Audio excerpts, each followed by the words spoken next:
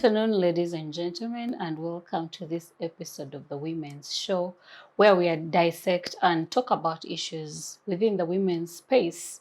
And this is the Women's Month, and so I want to celebrate each and every woman on this panel today.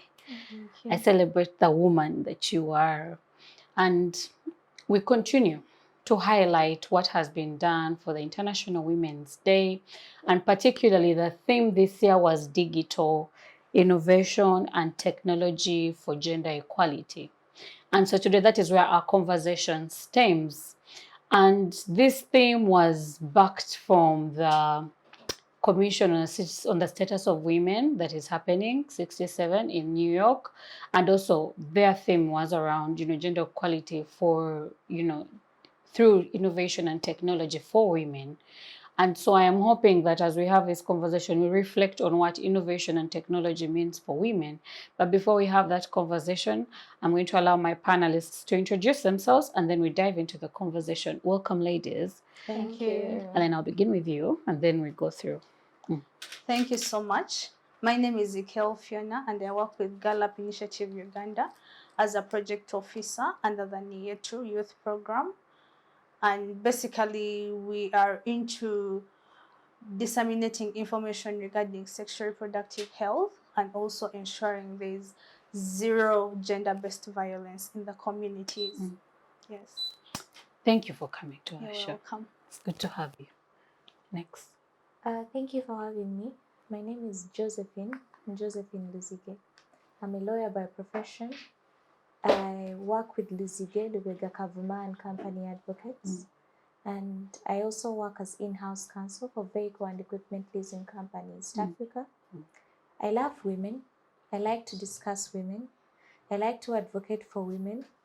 And I'm happy to be here. You're in the right corner. Absolutely. Welcome to the show. Thank you. And finally, Thank you so much. I'm very happy to be here. I'm extremely excited. My name is Patricia Nyasuna. I work with WOUGNET. WOUGNET is Women of Uganda Network. It's a women's rights organization that envisions an inclusive and just society where women and girls are enabled to use information communication technologies for sustainable development. So at WOUGNET, I work as a program officer under the Gender and ICT Policy Advocacy Program. We do a lot of work on advocacy. We do a lot when it comes to ICT technology and then women and girls.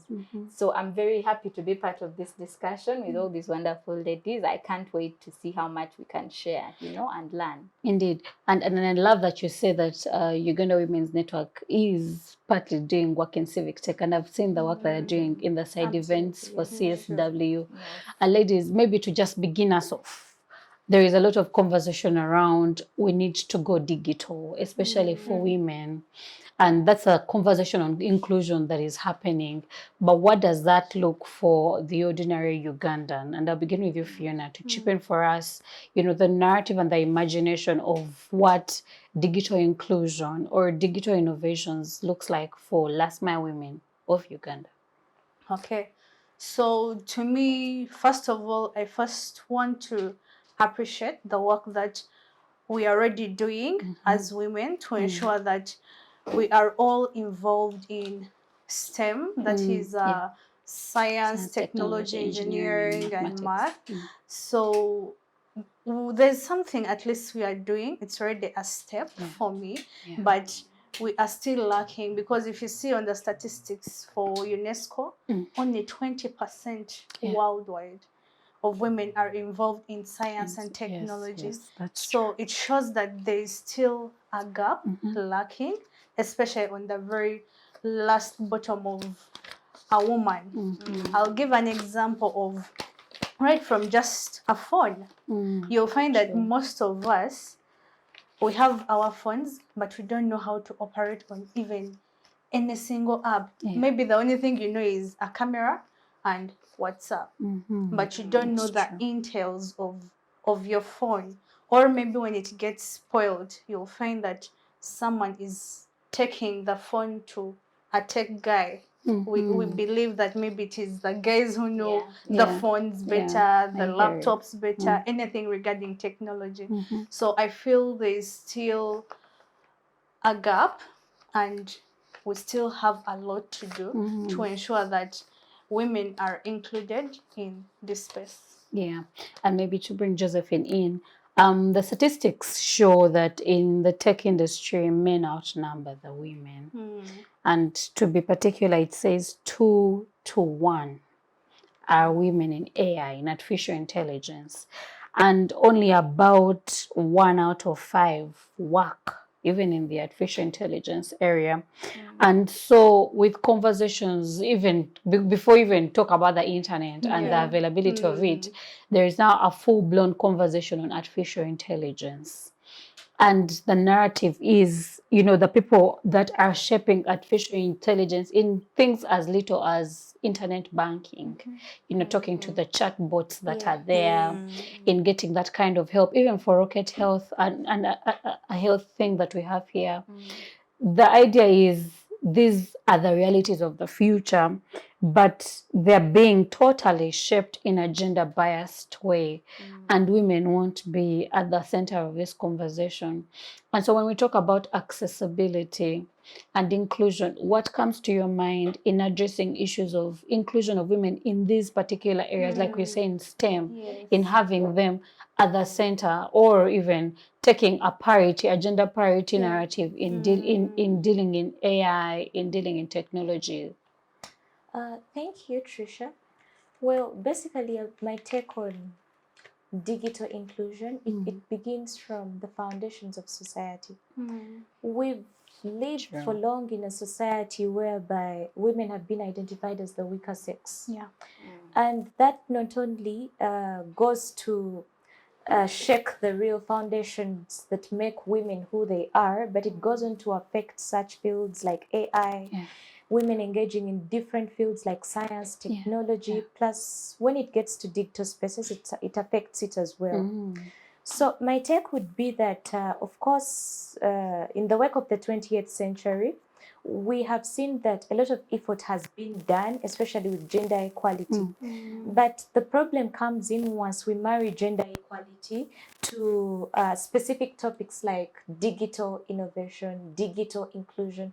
What are we doing to see that the ratio you just addressed, 2 to 1, is worked upon, you know? What are the nitty-gritties in society that should be, you know, laid down on table and addressed, you know, to find plausible solutions to the issue. And for me, I just want, from a legal perspective, I should say that we are doing great. At least there are positive steps that are being taken, at least in the Ugandan community, to see that women are included. When I walked into the studio right here and I saw the lady behind that camera, it gave me joy. Because I know that while I wasn't here in the early 19th century, but even today, you know, there is a way that women dealing in the digital field, dealing in innovation, handling such technical or STEM-related professions, there is a way they are looked at. There are really few, even right here in Uganda. So the fact that the supreme law of the land, you know, we have good laws, I should say, but the problem comes in with the implementation, because a lot is being done to ensure that women are included in digital spaces, that women are pushed to acquire education in science, technology, engineering, and mathematics. But the question still remains that how accessible, just like you asked, is such information for a lady like Josephine in Kampala and to a lady deep down in Koboko or deep down in Chisoro, you know? So that the issue remains. We have the laws, the constitution, we have the objective and directive principles of state policy.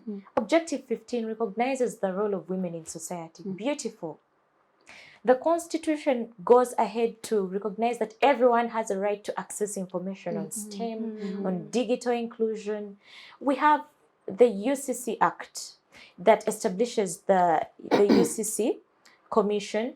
We have a lot of policies, the public universities, the Uganda Vision 2040, you know, all of these are doing a great job in ensuring that this ratio is reduced.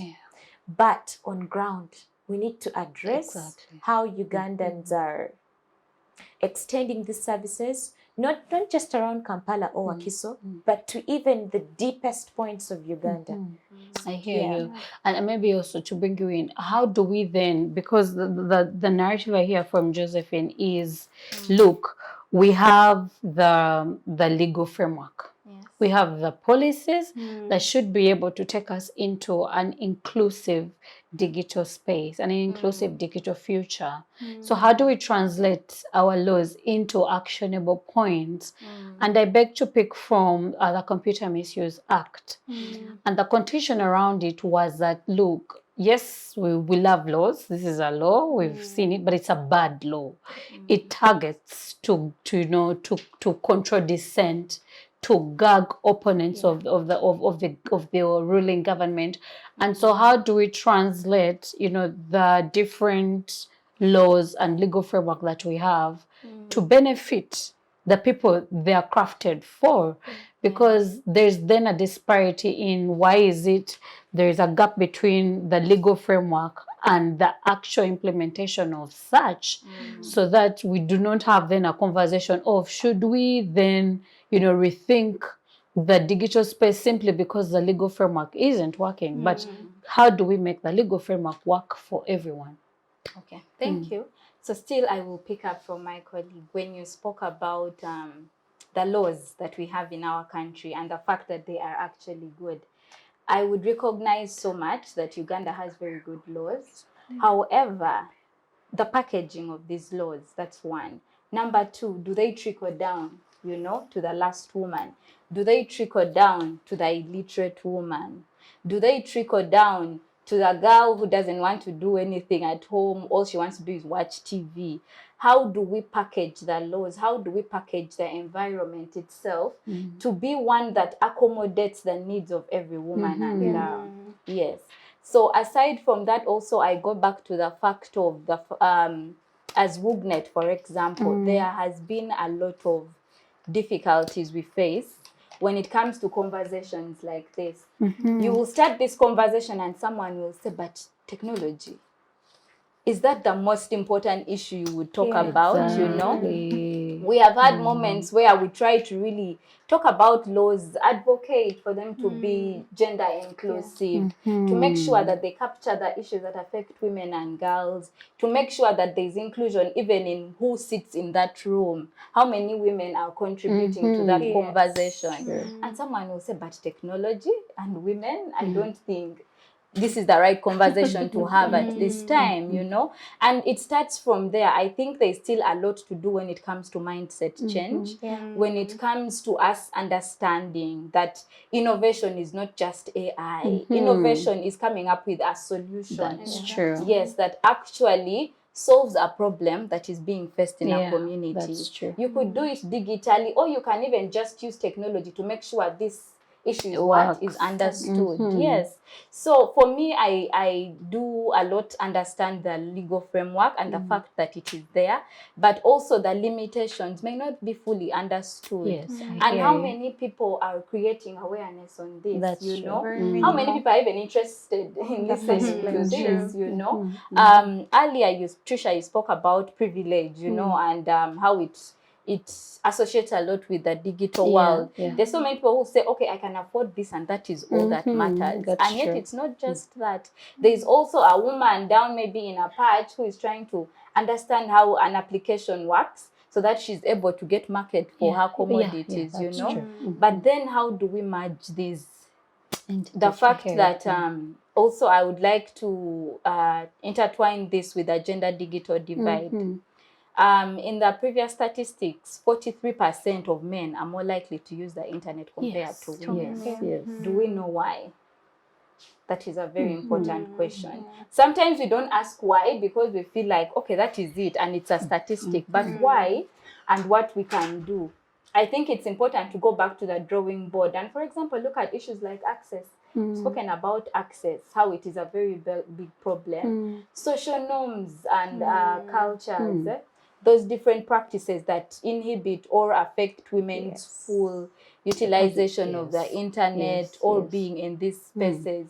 Issues like online gender-based violence, you know, there is a lot of that happening on the internet. So this is a very good space. It is an enabler, but if we do not ask these questions, you know, and try to involve ourselves in these conversations and also play a role. As Patricia, yes, you work for WOUGNET, but what are you doing more than just sitting there and saying, okay, we have a meeting with the Ministry of Gender, we're going to advocate to make sure that the Computer Misuse Amendment Act actually speaks to the issues of women. As Patricia, what do you do when you walk back home? You know, do you sleep? That's true. Yeah, so it begins with all of us.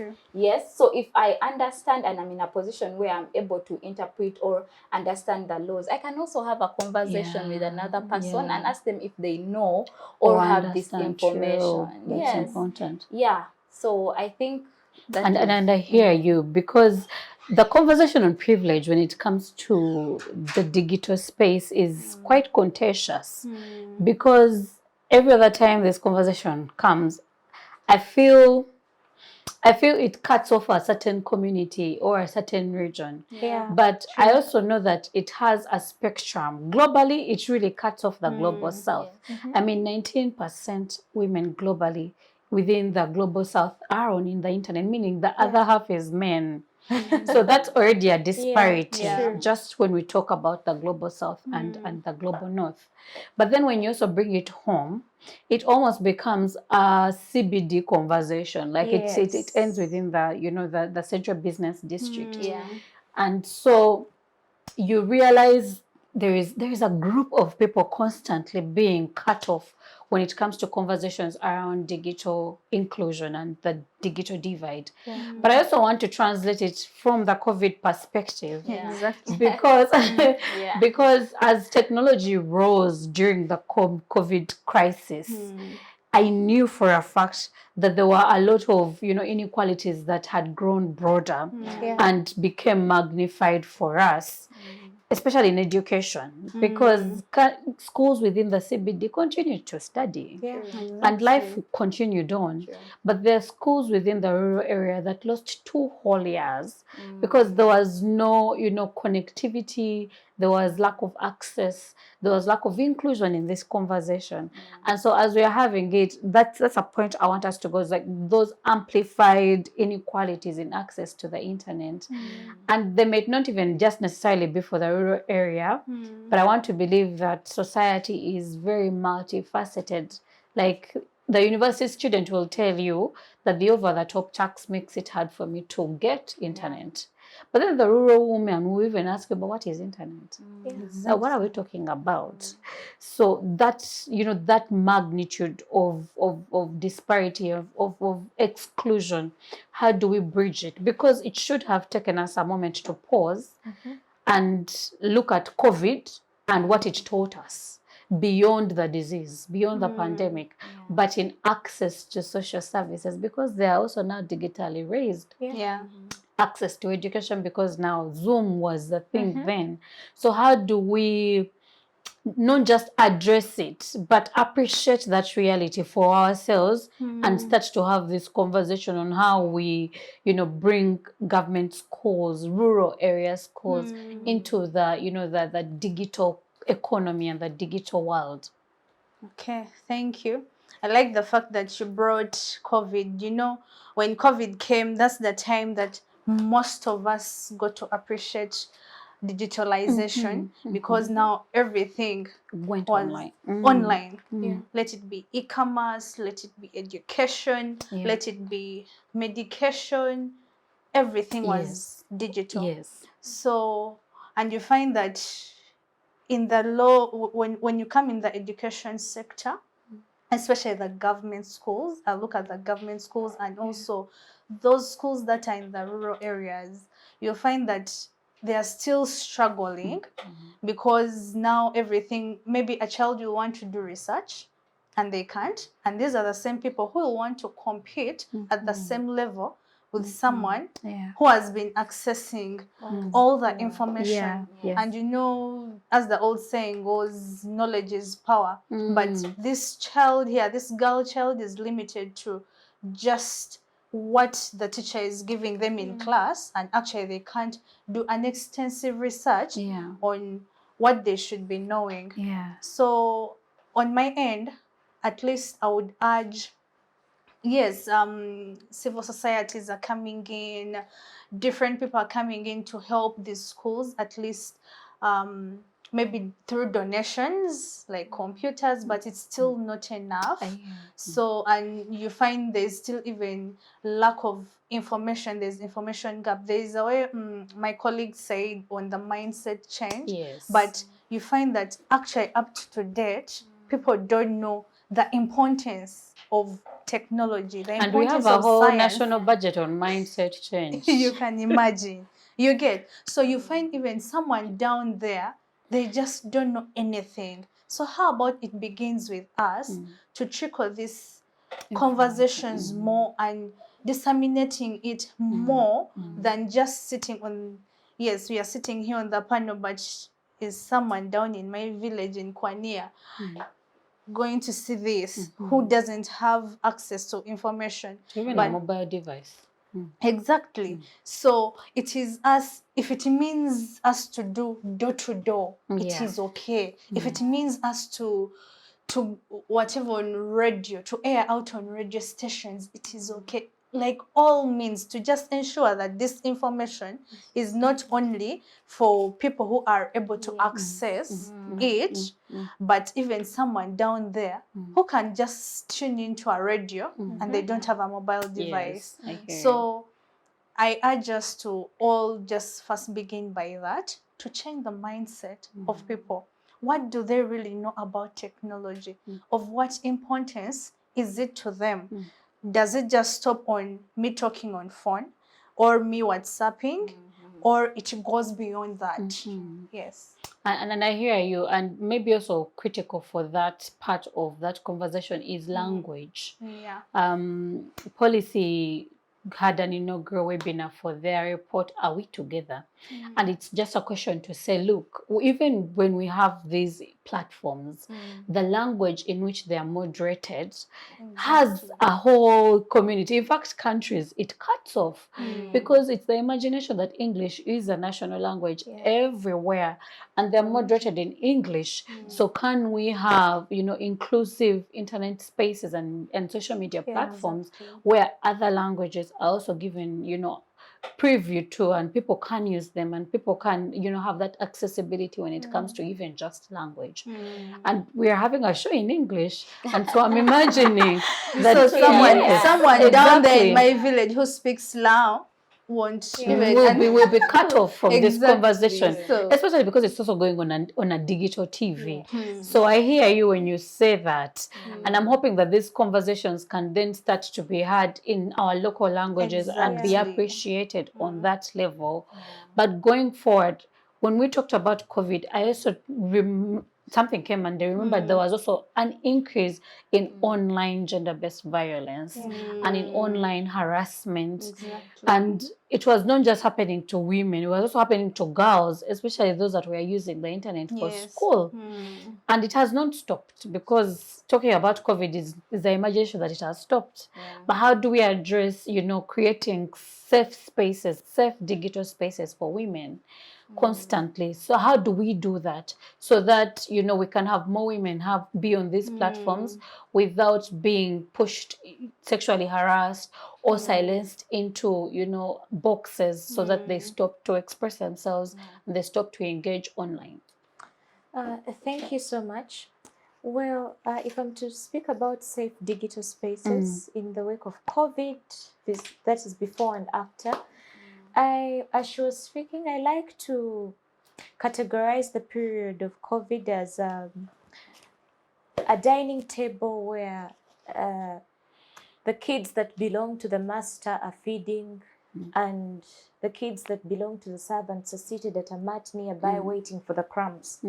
So in the face of COVID, both the people in the central business district of Uganda and the people in the rural areas felt it differently. But before we address safe digital spaces, we need to first ask, Are all women in Uganda aware of digital spaces? That's true.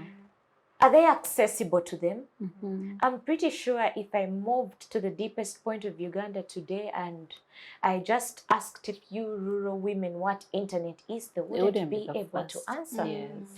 You know, in homesteads where one radio station is used to disseminate national information, homesteads where a phone set belongs to the father and not the mother, homesteads where if a telecommunication mast was put, you know, in such a community, it would attract attention. Yes. So before addressing safe digital spaces, it goes to the foundation of society, like I started.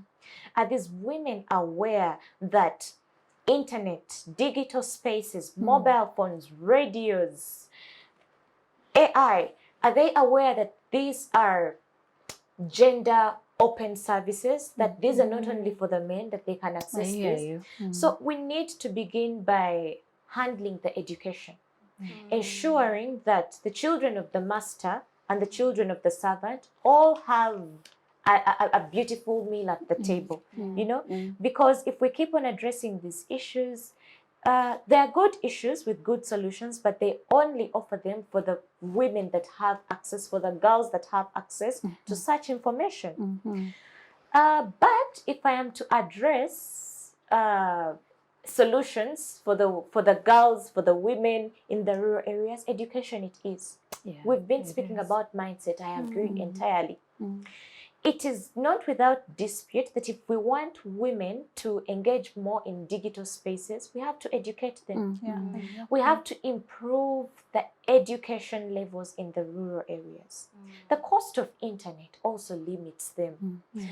But before we discuss the cost of internet, is the internet accessible? Do they even have the Do devices? they even have the devices? So all those are factors. That is for the servants' children. But when we get to the master's kids or to the women in the much more developed areas of Uganda, and we are to address safe digital spaces, we have to address mindset. It goes back to, you know, I hate to give this example, but we are all in the know that when it gets to cyber harassment, when it gets to sexual harassment online, women face it more than the men. Yeah, they do. When it gets to intimate pictures, chances are extremely high that today, if there were pictures of a woman that leaked onto social media, the chances are high that if pictures leaked on social media, that those pictures, and they're trending, they belong to a woman. That's true. We've seen circumstances where men's explicit content leaks, but it is not exaggerated as much as and it's the not women. fueled the way Exactly. it It is for will take women. like only some minutes. Yes. Yeah. So we need, for the women in the CBD, we need to ensure that they know their rights. I don't even know if it's enough for them to know their rights, but safe digital spaces, we need the women to be aware that your safety is not just physical safety, that no one is harming you or assaulting you, but that you need to claim your safety even on e-spaces, on digital spaces. Twitter is... And we're having that conversation with someone, and it is the imagination that the magnitude of trolling, of gender trolling and cyber harassment is heightened with the fact that there is a face hidden. And so whereas we face these very things in our physical spaces, when it comes to online, it's escalated because there is a human face missing in this interaction. And so it's fueled more.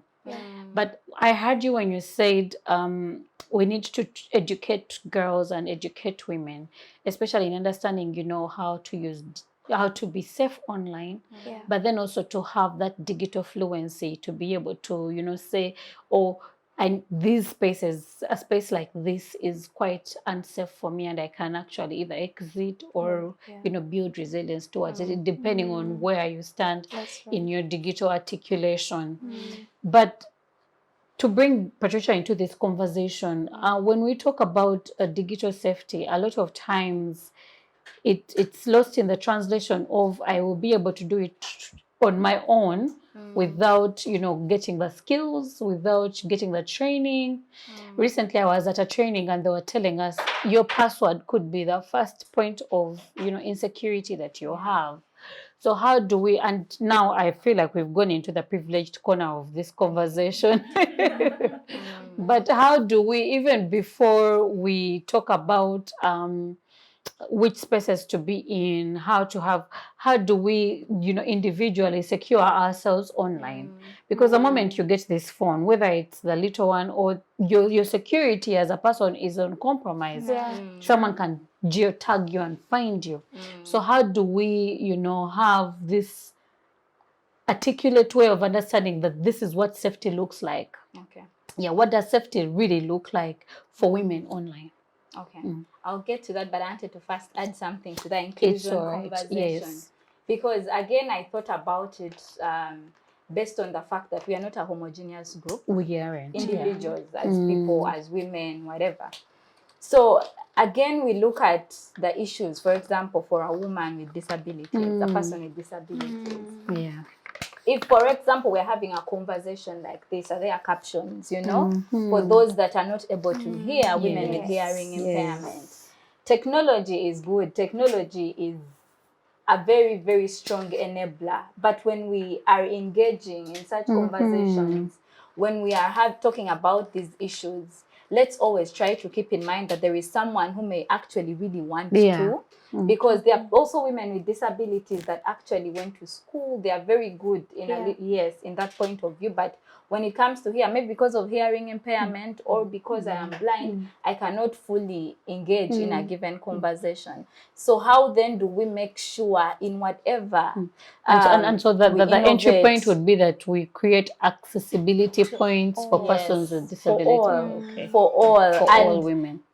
As simple as we can try, you know, we always just try to make sure that they are also included because these are very important spaces for them to be. So going back to digital security, digital safety, I think we take it back to, there's a very interesting example of your home at home, how you leave your house, you know, in the morning. So it's like your digital tool, probably your phone, your laptop, whatever you use, you know. How do I live when I get off it? And then when I come back to it, how would I want to find it, for example? When you're leaving home, you're going to lock that door. Yes, true. Yes, you're always going to lock that door. So maybe you're using a padlock, or maybe it's a remote system, or whatever. This is your phone. It has a lot of information, a lot of information. I've had conversations with friends where they say, no, but password for what? I'm not hiding anything. It's not. So that you're hiding. Yes, sometimes it's laughable, but honestly, to say you're not hiding anything. You have, for example, Patricia's contact, okay? Would I want anyone to have access to that? No, not just like that. We have a lot of information on our devices. So, for example, just have a password. You can have a password and have a reminder that lets you know, at this point, probably change your password. Even when it's not easy, I've seen people write it down, which is also not good. But if it is a way that helps you secure your device, it is very important to have a password. It is very important when it comes to like WhatsApp. I'm a person who sometimes it's very difficult to socialize fully, or I may have fears as an individual of who do I let into my space, who do I... So I try a lot, even on these digital platforms. Let's take time to read. If you can read, it is very important to take time to read. Go through your settings, you know, one by one. Like, just take time to go through them and say, okay, maybe I don't want just anyone following me. You can restrict, you know, or I want to engage in this type of conversation, you know, what do I do? But also, as we do this, make sure that you're not self-censoring. Make sure you're not fully like closing yourself up and not contributing to the digital space. Yes, do this, but do it for your own safety at the end of the day. Because this is your device, you're the one using it, you know. Whatever information is there belongs to different people, you never know. Then also sites. I have a little brother who, I remember during COVID, now we're in the privileged thing as if. But I gave him my phone to use. So he had a smartphone to use. And then he tells me, Patricia, there's free data. So I'm like, from where? He's like, no, you click this link and then you get data. So I told him nothing is free. You have to. It's good you have come to me, you know. But how many kids were going to their parents in that time? How many have linked, have tapped the link? Yes, so they have tapped on a lot of things that they are not aware about. But it also starts from you to be vigilant on the online space. There are so many threats, and you spoke about the fact that on the internet you're anonymous, you know. So not everyone is able to know that, okay, this person is so and so, they stay here and all that. But the internet opens you up to a lot of threats.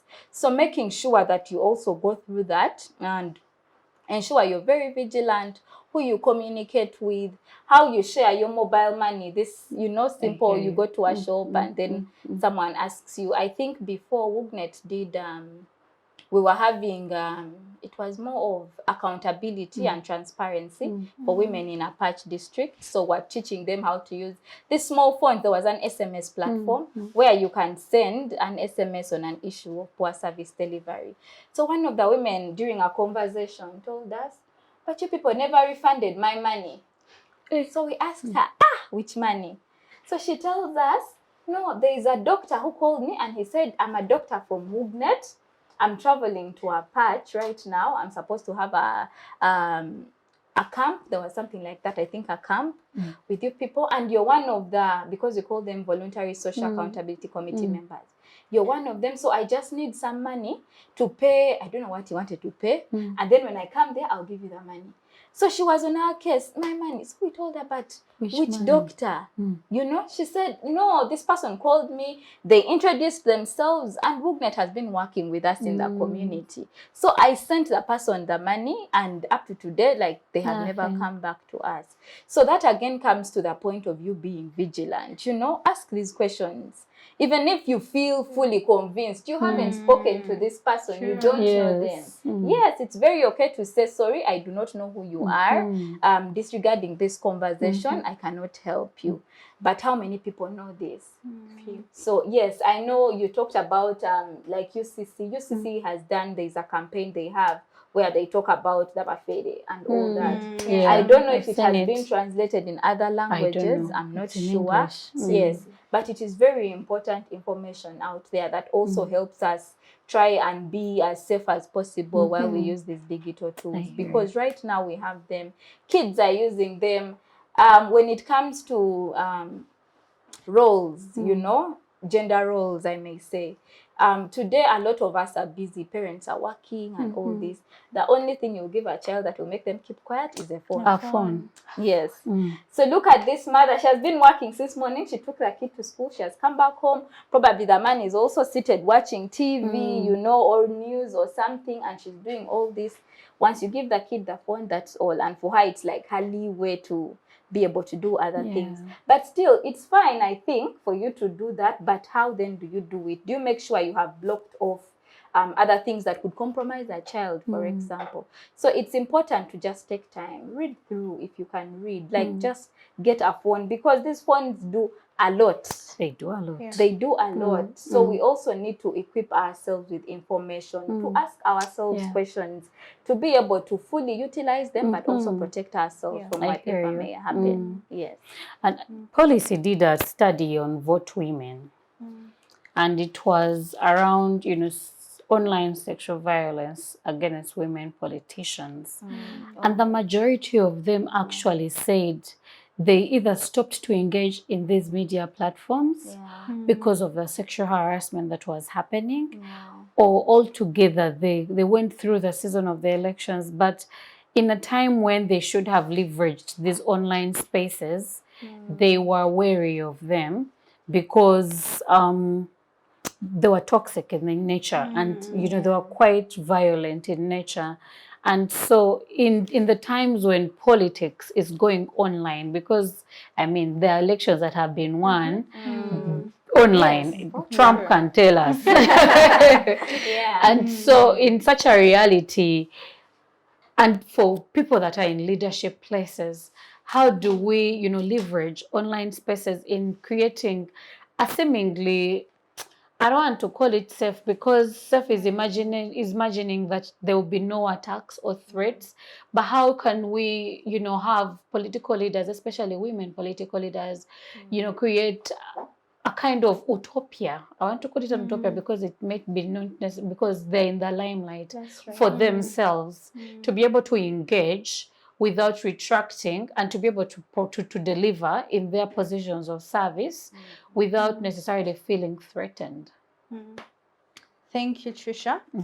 So still, when you were talking about how online and women not feeling safe, this is something that we see every day. Like even right now as you are speaking, there's someone facing an online harassment, and it's seemingly as if, yes, sometimes you might think that people are changing, but still day by day it increases, and it has forced many women to fear, to self-censor. Exactly, to do online engagements. However much this is a platform, as you say, politicians, this is a space where you can do your campaigns from.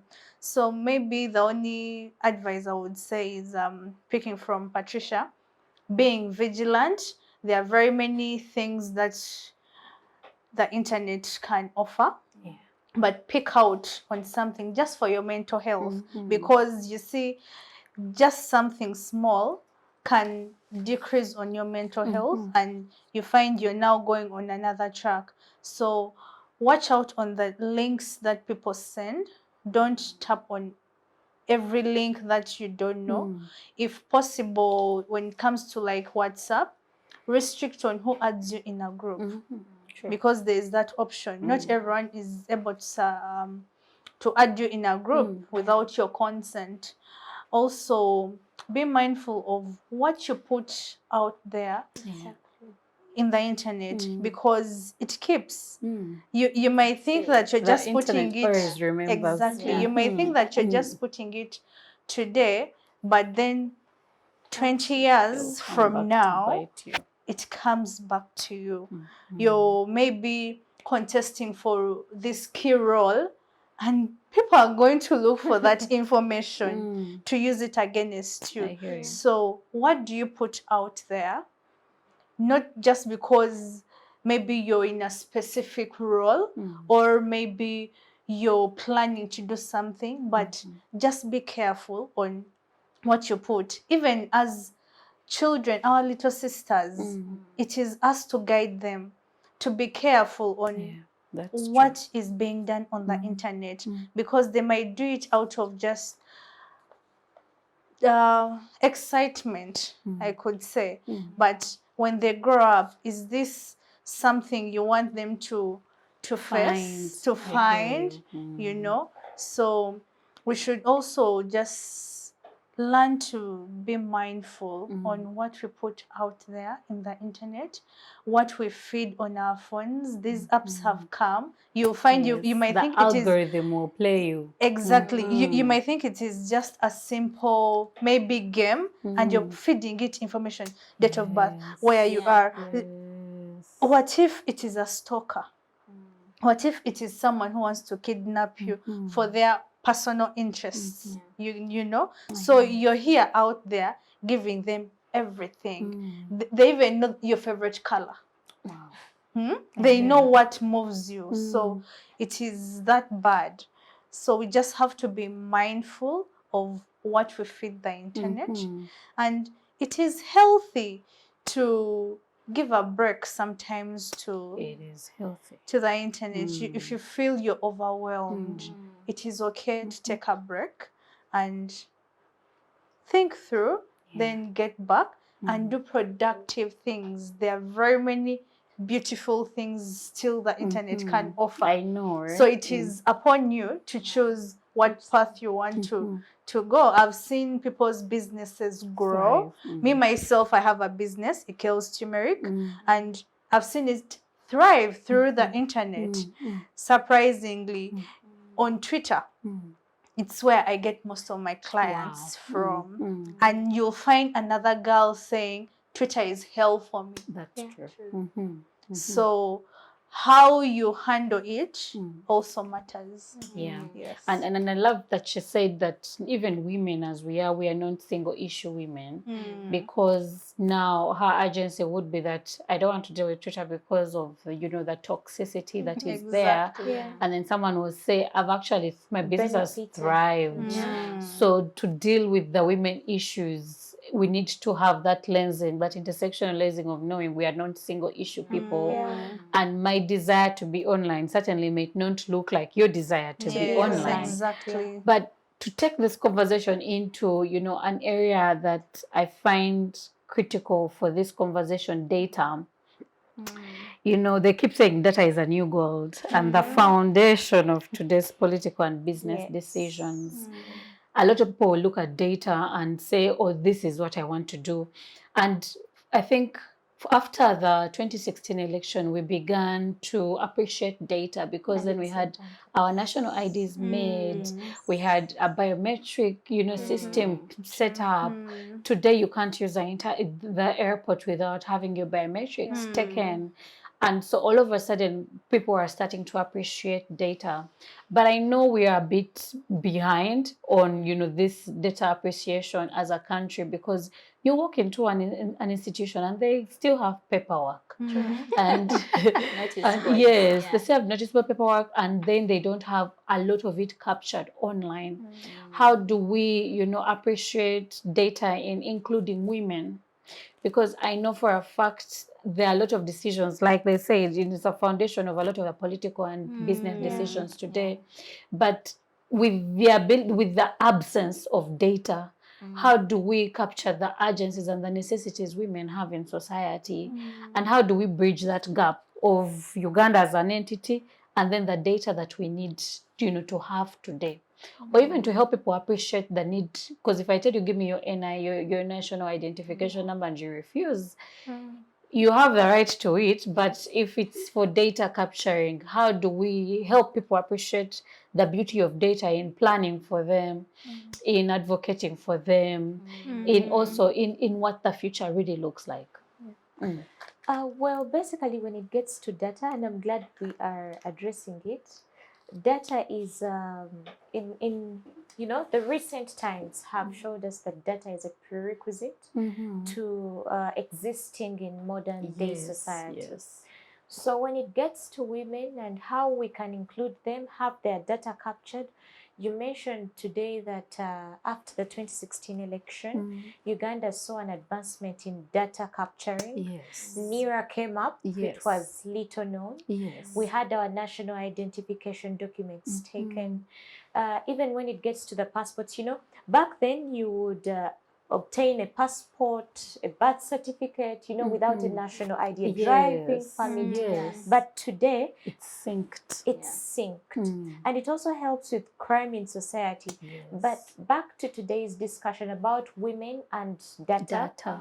Well, I would say inevitably, there is, we can of course advise women that data is important, protect your data, and advise different entities to have a stronghold of data and uphold it. But for me, my take is that with data, it's inevitable. Whether the women desire that their data is captured or not, it will be captured. I'll take an example with the telecommunication companies. Today, the biggest are MTN and Airtel. So regardless of gender, they have to capture your data. That is why, plus the banks, that is the second, lot of institutions that access women's data, people's data. And they have our data, reason being, it could be a birthday and Centenary sends you a message. It could be With a birthday and with your name attached to it. Sounds good, but I believe there is something deeper than that. And there are a lot of institutions down here in Kampala that are dealing with data protection. The discussion, I believe, shouldn't be women having their data captured, but how women should be made aware of the importance of data. And how to protect it. January 28th of every year marks the International Data Protection Yeah, Day. yeah. The issue is few women are aware of such celebrations of institutions that like the data privacy. There is a data protection office, the PDPO, you know, so they are helping with data protection. For instance, I had an opportunity of attending this year's data protection celebration, the International Data Protection Day. And I learned something that I didn't know, that if you dial *260#, if memory serves me right, either 260 or 206#, you can report, you know, that your data has been accessed. Wow. For instance, if a woman's data, for instance, there are different circumstances where women report to, especially gender-based violence organizations. My husband tracked my phone. He has my call record. So I would just maybe talk to my colleagues here that are dealing in organizations for women, that possibly we need to invest more time in teaching women that, you know, the faster society advances, some things change. Things like data, you know, how to protect it, protecting you. You spoke about protecting your information. That is all data. What you avail to the internet, what the internet knows about you, what the silent stranger or the anonymous person that we deal with every day, and that is our devices, what they know about you. So women should just be aware that they have rights, and these rights are valid, and we should preach furthermore about the institutions that are there to protect them. That's important. And especially on the conversation on data, I hope that even as the people in Silicon Valley create, you know, the internet that we know today and the Internet of Things, that they check the gender biasness in algorithms, and then that they create technology that is not running humans, but humans run it. Because it's very possible that the future will be the reverse, that technology will run the humanity, but to have that human-based reality in creating technology and in creating these innovations, because it would be very sad at a time when AI is, you know, at the head and we don't know how to control it. And so to have those checks and balances in the future.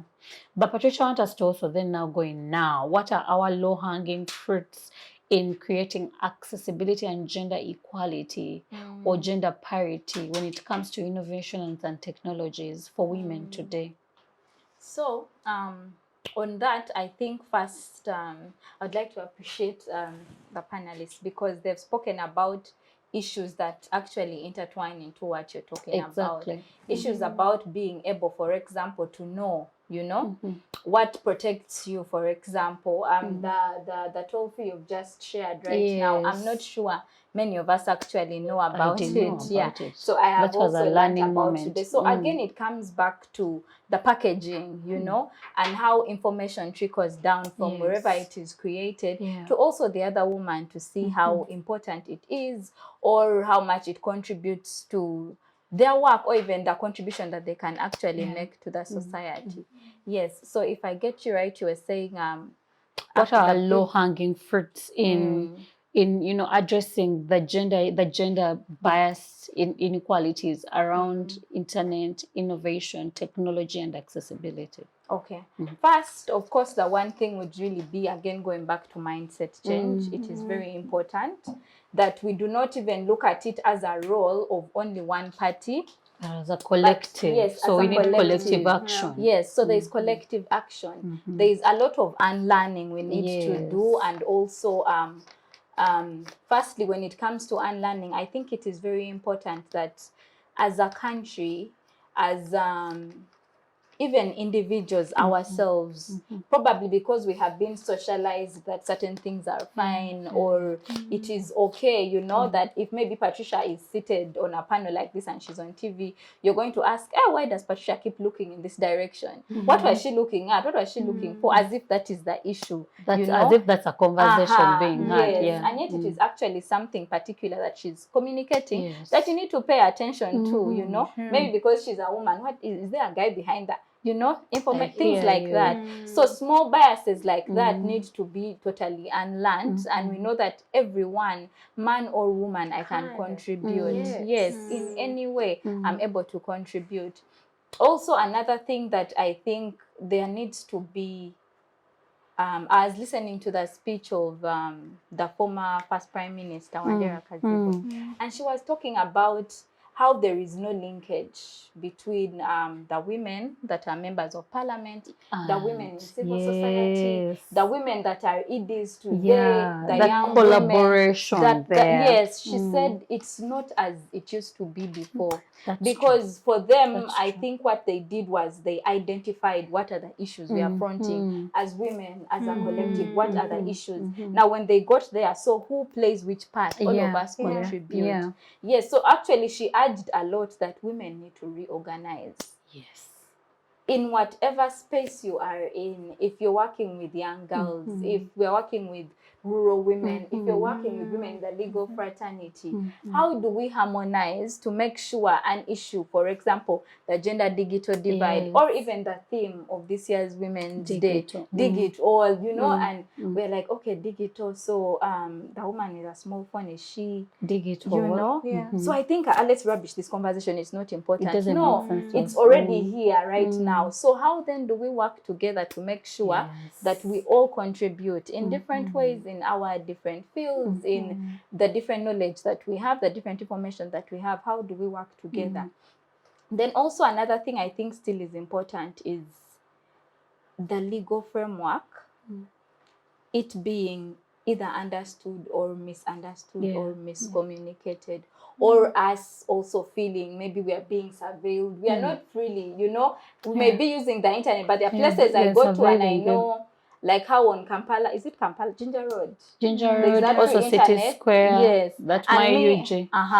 And Patricia would choose to say, sure, I don't want them to get my information. Please use but VPN. Another person, you see, but another person will say, no, I think it's okay. Let me use it. I need to do this. No, you need to do that. So biases like that, but also having security, like me being sure that I am using my device. No one is going to take my information.